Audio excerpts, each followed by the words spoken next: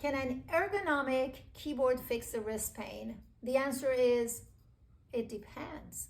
So it wasn't like your keyboard was not ergonomic, therefore you ended up with wrist pain. There are a lot of things that are involved with wrist pain. Number one is how much typing you're doing. No matter what, you can have the best everything. If it's too much, that's going to have an impact.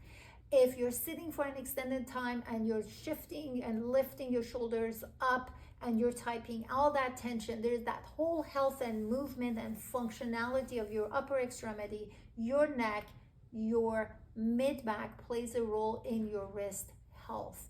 So it really depends. It does play a role, but not the main role. Hope this helped.